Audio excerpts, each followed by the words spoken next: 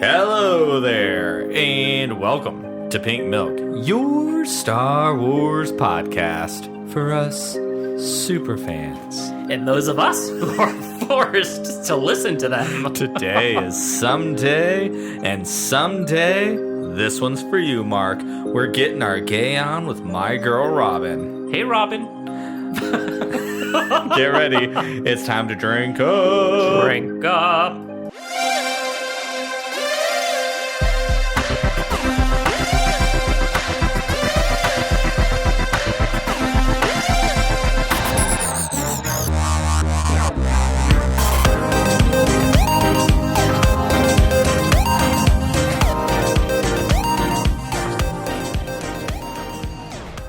Hello there, Pop Pop. Well, hello there, Brian. How are you? I am well. How are you? I am fantastic. Thank you for having me. You're welcome. You know, I wanted to make sure everyone got to meet you because we've had, a lot of new listeners. Meet me? I've been here since the beginning. Well, not this last month. Well, I've been on vacation.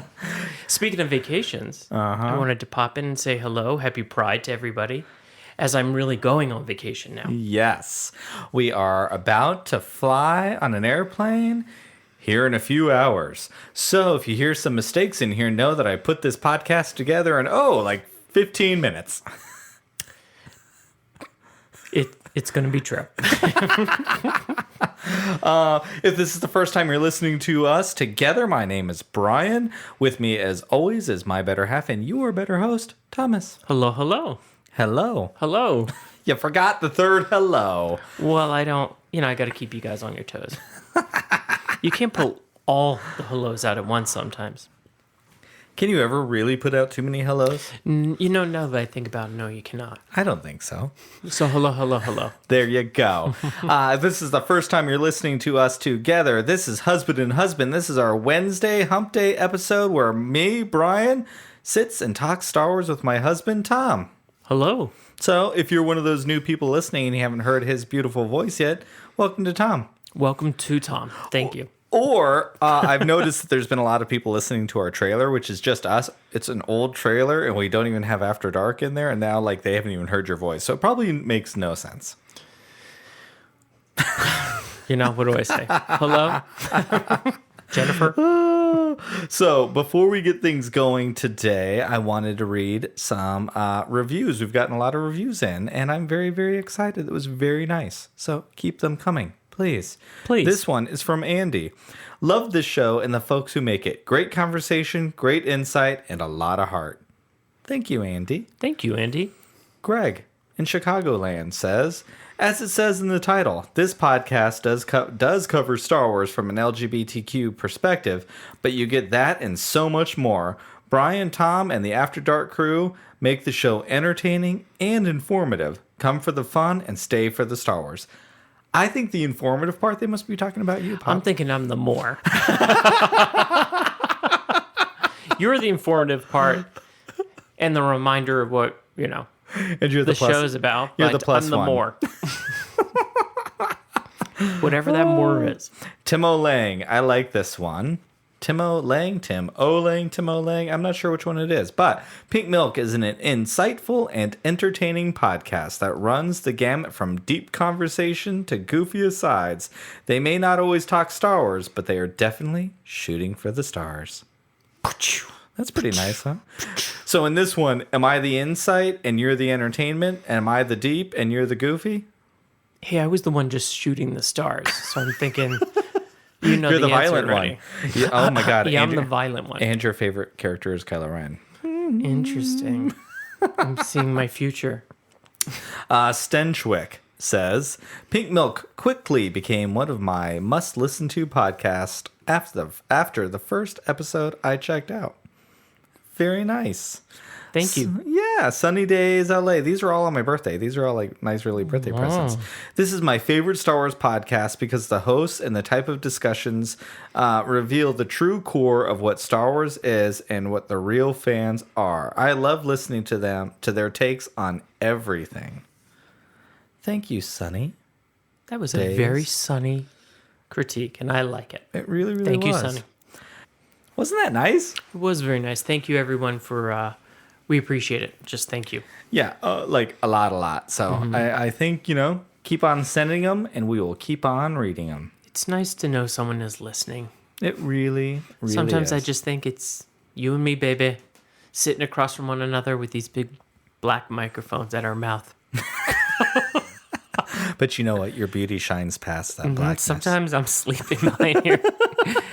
It's got the big circle. What is it? A mouth guard or A pop filter? pop filter? Sometimes I just huddle down. And Something tells me every once in a while the listeners know that you've fallen asleep too. Oh, that must have been when you were on one of your monologues. Welcome to my world, people. Oh no, it's also M called me out once. Bryan, sometimes you get going, you just can't stop. I love you, but sometimes you need to know when to stop. Yeah,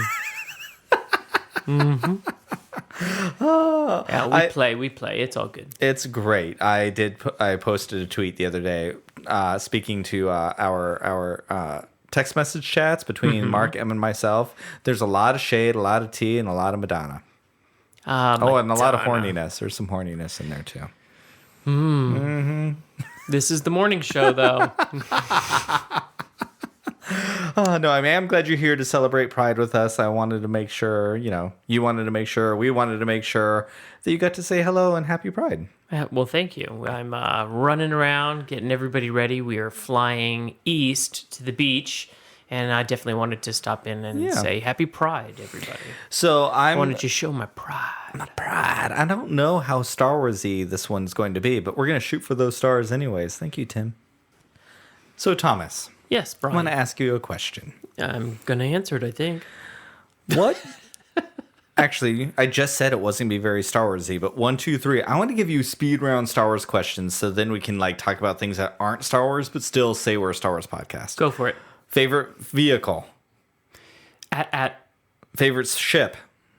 the American Falcon. Or the Melania Falcon? Melania Falcon. Oh, yeah, the Millennial Falcon. Millennium Falcon, sorry. Favorite character? That's, by the way, all the names we call the Falcon in our house. Depends on who the kid is. Favorite character? Kylo Ren. Favorite movie? Number 1. And by number 1, he means A New Hope, number 4. Which is funny because Kylo Ren is not in it. Nope. That's okay. It's all good. Oh, well. What are you the biggest fan of? The movies, the TV shows, or the cartoons? I gotta be honest, I think it's turning to be the cartoons and / live animation. Meaning live the action, not live animation. I guess I got that one wrong. Oh my god, I love it because we really are going to watch Rebels together. Uh-huh. Because I really, really, really want you to watch Rebels. Yeah, I have to say I'm really enjoying the Bad Batch, and I really am paying attention to the characters, and I'm really liking the characters. It's too soon to say they're my favorite this or that. I just, for some reason, have always liked Kylo Ren. Yeah. No, the Bad Batch is really fantastic. Okay, so. Yes. Now we've covered Star Wars, so now let's... Check.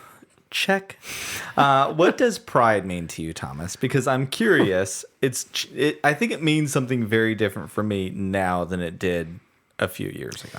I don't know if everyone's going to understand this, but what pride means to me is my confidence in myself and my peacefulness in myself and being a gay man.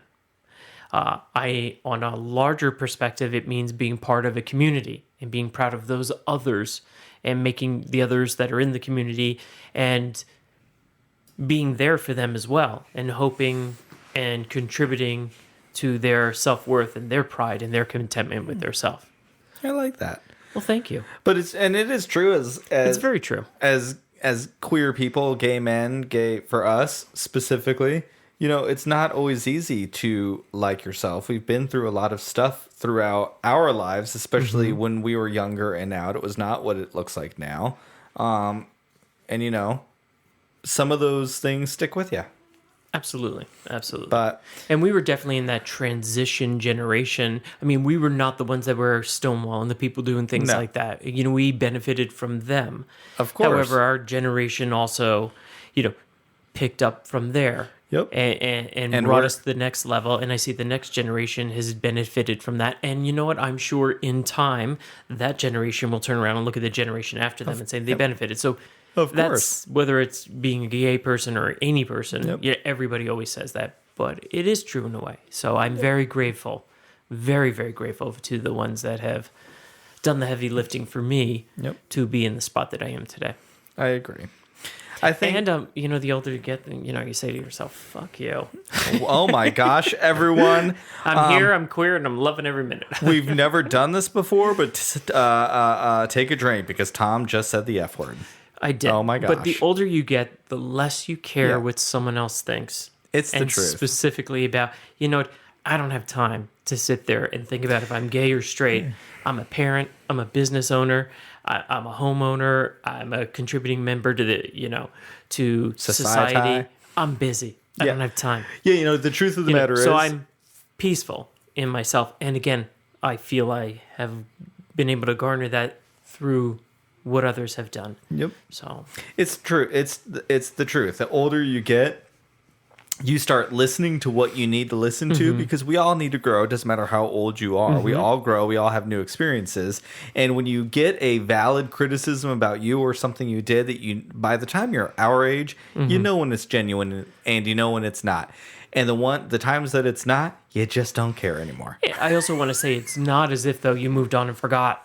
No. Either there's definitely a newer fight that has emerged that's been around forever, but it's really come to the forefront in the last couple of years. It doesn't mean that you're not aware of that and you're not helping to further in that as well. So. I think for me, our 3 little kids outside that room are what I'm most prideful for. Absolutely. I have said this many times. I'm not sure if I've said it recently, probably because I say 5 things over and over, so I don't know why people listen, but I act like I've never heard that before. So does everybody else. Thank you, everyone. No, but honestly, I have a life that I never dreamed that I possibly could. And the fact that super specifically, the thing that I'm really, really proud of, and thank you to all of those people who carried the torch to get us here, is that we are both on their birth certificate. We are not a step parent. We didn't have to adopt as a single parent and then adopt later. We didn't have to adopt as a single parent and then the other one never could because there was no way 2 guys could do that. I am so proud of the fact that me and anyone who wants to go down our journey can have 2 people of the same sex be parents on one child's birth certificate. That is a very, very good point. I know it's something that might be not, maybe others are not aware of, and it's something that's very specific to us. We've talked very often that we have adopted, and the truth of the matter is we are married. We are legally married. We have all the same rights as everybody else, and that's really important when you have children. So, and now we have adopted the children, and we are on there legally. Everything's on the up and up, and we are on the birth certificates and that, all of those 2 things, that came on the others before us working so hard to get us to this point. So, and honestly, and we're very thankful. And honestly, us too. Absolutely. I was marching for that when I was 20. But you were marching for that too. It's something that, and I don't mean this in a mean-spirited way whatsoever. And this is not everyone, but I would imagine a large number of straight people don't even think about that part of it. Because why would they? They recognize you can get married now. That's awesome. They don't think about the fact that before we were married, if a family member didn't like the partner, or think about some of the people who died of AIDS, that their partners, their husbands, their wives, their whomever didn't get there because the family said no, and there was no rights for them, and they had to sit there. And not only did the person left behind not get to say goodbye, but the one who left didn't get to say goodbye. And I've seen it, in my line of work. As a realtor, and I've seen it with friends. I've seen it. I've seen it in my lifetime, and sometimes I almost understand because they're not understanding. They come in and they do those things. I'm talking real estate here. I'm not talking hospitals, things like that. So, but I can understand. Okay, yeah, you don't think that other person has that legal right, but the truth of the matter is they both did it together, and it was their Yep. home, and it's heartbreaking to observe. And screw the legal rights. Someone should have the emotional compassion to let that person do it, but instead they Well, I don't, agree because a lot of 100%. people still think we're not human beings. And this is years ago that I'm making reference to. but but the thing that I think people don't think about is when we, in order to adopt children, it was a fight just to be able to have both of our names on that birth certificate. And that is incredibly important, because what if something happened to one of us and the other one was there? Like, you have the wrong DCS caseworker come in and they're going to fight. We've said this before.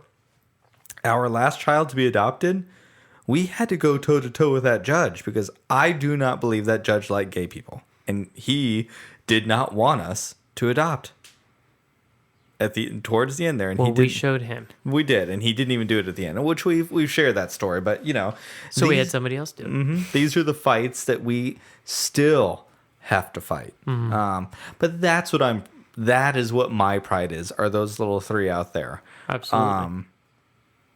I mean, they're my pride is that too, but even specifically as a queer person, and the pride that I have that it, we got forward, and I have that ability now, and my kids have us, and we're really good parents. Absolutely. And if we couldn't do this, they wouldn't have us. And that's why we're taking them to the beach, people. I did, it is Pride, and I did ask Jack if I could wear my little Speedos that I wear to the gym when I swim. You should have seen his face. Please don't, Dad. Please don't. Darn it. I should. I won't. But I should. Let's underline won't. So, one of the major themes in all of Star Wars is found family. So, do you have a favorite found family in Star Wars? It's just the most current in my mind. There's tons of examples, but I'm really enjoying the Omega, Hunter, Echo, Tech, Wrecker. That is the most obvious, how they have really just all taken to one another, and how they protect her, and yet she's an equal at the same time. So it's just the most current one that is at this moment. I mean, sure, we can go back to the Princess Leia, No, I think nonetheless. I do love that aspect to Omega a lot. Actually, she's a child, so she doesn't know things, but she definitely has her own agency, and she makes her own decisions, and they allow her to. They're like, hey, stay here. But she doesn't always stay there, and she's usually the one saving the day. So I would imagine eventually that's going to go away. I can't wait for her to get a little costume. Costume? Yeah, put her in a little bag. I can't wait to see the years go by, or seasons in this case, go by, and see her get a little bit older. You don't want to see I think her, we're going to see it. You don't want to see her in a little Clone Force costume? Nope. Look like one of the Clone Force 99? Nope. No. I didn't even think about it. Maybe as she gets older. It'd be so cute. Yeah. Now that you mention it, probably would be nice. So, no, I like that. Okay. As I have to say, I really, really, really like Rey and Finn. I think they're my favorite found family. I'll put Poe in there, but I think Poe's only really attached to Rey because they're together, Poe and Finn. Makes sense. I don't care what they said in Trust. They're together. I just watched it recently. Those actors, they played it like they're together. So I don't care. Okay. I'm not going to debate it with you. Yeah, but I think I love Rey and Finn's relationship. I think there's something really, really special there. It's great. They're my favorite found family, I have to say. Okay. Well, great. What does found family mean to you in real life? Two parts. So one, I would imagine you're going to talk about us. Of course. But also think back 25 years ago when you moved to Arizona as a young queer kid who wasn't out, who didn't know anyone, who didn't know anything about gay life.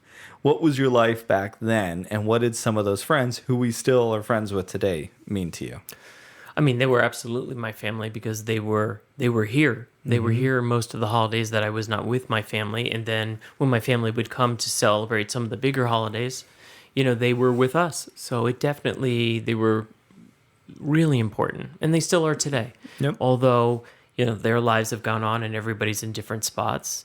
But yeah, that was absolutely super important. It was necessary as well, for sure, because we all needed each other as well. Well, all of you were kind important. of coming out at the same time for the most part, and right? we were all new to the world. So we were new to the state. We were new to the world of being gay, and yeah, for sure. What was that like for you back then?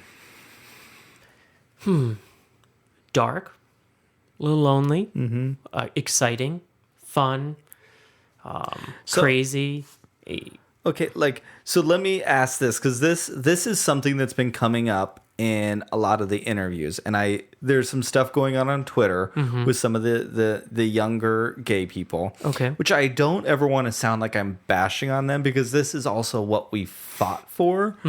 But there seems to be this lack of understanding of what it was like before. And you came out here 25 years ago. Some of these kids on Twitter that have a massive following who are like, we don't need Pride anymore. We shouldn't have Pride and Target. There's a lot of valid reasons for a lot of those things. But there's also, they weren't even alive yet when you were coming out.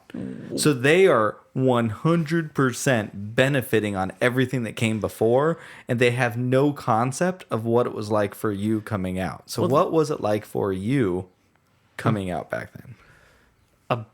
Man, very slow. Was extremely self-conscious. It was very hard, extremely hard. And, it was a process. It wasn't like bang, open the door, there it was. You picked and chose. You pick and chose, who you were going to tell and at what point in time. Again, I've always been self-employed. I've always had clients. And to be honest with you, there are many people throughout my business career that I never told that would probably still never know.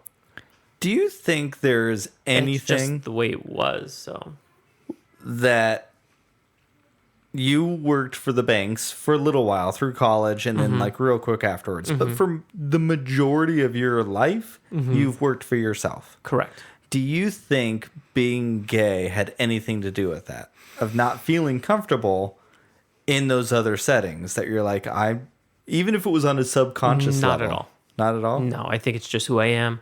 No one's going to tell me what to do.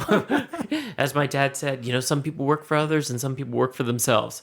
Yeah. I chose the working for themselves. So, and the highs and the lows of all of it, in the end, it's me, and it's my independent nature. Because I think I stayed in the restaurant business for so long, in the bar stuff, because there were so many gay people, and I would listen to people, especially like when I was younger, some of those first places that I worked at, that it was back then people who were older than me, it was like their second job. They worked there on like Fridays or Saturdays just for extra income.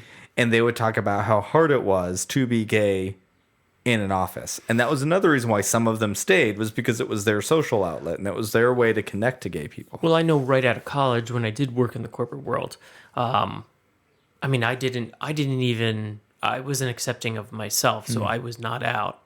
I was aware, but I was not out, and I didn't even know if I was gay or not. I thought I was that in between in a way. So whatever that was, I don't want to say it was bi, because I know people identify with bi, and I think that is something different. I just was undecided what I was. Yeah, I didn't know. So yeah, that never happened for me. I was 16 and I knew I was gay, and I was just gay, and I never, I get older now that I'm older, I'm like, I can see the beauty in being more open to things. I am not that. I learned a lot from Emma. Actually. I can see why maybe the next generation, I don't want to call them the younger, whatever that means, I can see why maybe they're saying, hey, we don't want this, we don't want that. They've been given a gift, and sometimes with a gift, you have to understand that, sometimes the gift is maybe not really feeling what happened before was that important. That is a gift that they were given, and we were given that gift as well because we were in that Stonewall and we weren't doing those things. Ding, And ding. I understand it, and it does definitely not mean that they're wrong. Maybe it does need to change, whatever that is. I mean, we ourselves haven't been to one in years. Yep. We've been parents, and truth be told, it's not around the corner. Yep. So now it's, so there's a lot that played into it. Yep. Maybe it does need to change, whatever that means. I certainly would never like it to go away because I like the reminder. Yep. Plenty of other nationalities, religions, they all have reminders, holidays, months, and that's okay. So why not? And it's Can we interesting. have, why could we not have something? So many of us in our community in the rainbow come from all those other things that you said. In addition, And they do celebrate all those things. I mean, St. Patrick's Day is really, really important to you and your family. And like you celebrate it beyond what I ever understood. I literally thought it was a bar night. That's all I really ever thought it was until I met you, right? But specifically as queer people, and to see one another specifically as that is really, really important. I think Pride Month means more to me now as a parent. I realize that there's still stuff that needs to be said because our kids still have stuff said to them on the playground. There is still work to be done. And because of that, I feel it's more important than maybe I even have in the last few years. Truthfully, this year, it means more to me than I think it has in a really, really long time. Good. Maybe it's 2020 and not being able to see one another.